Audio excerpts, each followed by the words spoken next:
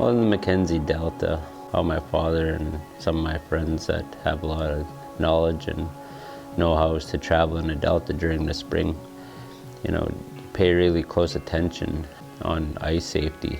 And when you spend a lot of time out in the land, those kind of things are important because it's between life and death. If you're not careful and you're not really keeping an eye on what you're doing, things can happen very fast. So when we're traveling, we always stayed away from shore, because that's the first place that's going to get thin. And you also got to watch for dark ice. Any kind of dark ice, you see dark ice, it's not good ice. It's pretty soft and candly.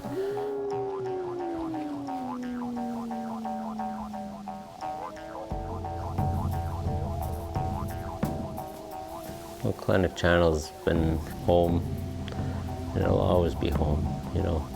Every weekend we go out, we spend as much time as we can out there, and we call it our home sweet home.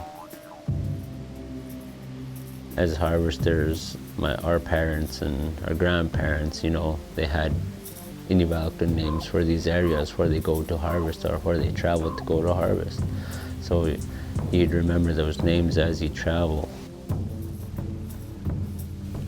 A long time ago, when my dad told me that his family, Kalinek family, was raised there, and the channel was a lot smaller, so I guess there was always change, and we call it climate change. It's just a lot faster now. But the schooners, they used to park them on the outside of Kalinek Channel because the channel was too narrow to come into. And there used to be 5 family cabins there. A lot of people, family members and friends, came out and camped and spent weekends out there, and mantees and whoever would be busy in the morning just getting breakfast prepped. You had stacks of sourdough pancakes, and you look at the floor, and the whole floor and all the beds were covered with people. Those are fun times when there was a lot of people traveling and a lot of people visiting. When I was pretty young, like I said, you could drive around in the Mackenzie Delta and visit people at their cabins, And it wasn't just, a couple people here and there. There were people everywhere. I don't know, it's hard to explain that feeling, It's a great joy to see them, to see the first goose fall, and, the first thing you want to do is pluck it and get it home and cook it and eat it, because it's such a delicacy, that time of year when they first come. And then after that, you're eating geese for a couple of weeks, but you never get tired of it. The first geese that come raw was so much fun and so good to eat.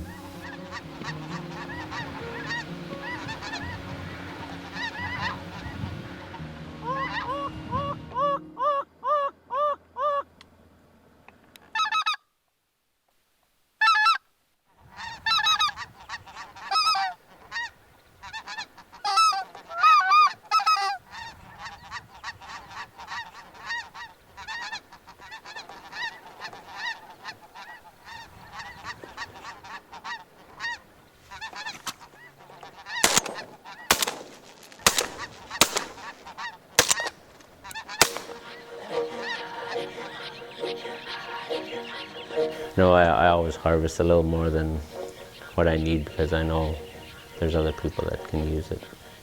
Just to whoever wants some geese, some elders, single mothers, maybe some families that don't have any means to get out. And I know that people really like to eat the animals that we grew up on.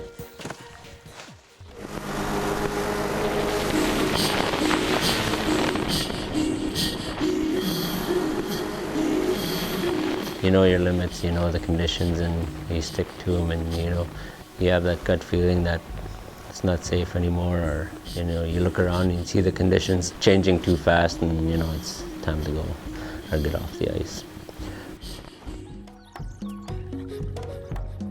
People have become so busy with living in town and having jobs, and the transition of living a traditional lifestyle to living in town and making money. A lot of our elders that are passed on are on their way, getting older and passing that traditional knowledge on how to harvest properly, what to watch for, where to go, all these kind of things. Really important things to capture and to share, and also to teach. You know, that's such an important resource that everybody should have, because I mean, that's who we are. You know, the Inuvialuit people need to keep ties to their traditional ways and their traditional harvest. You know, without that, who are we?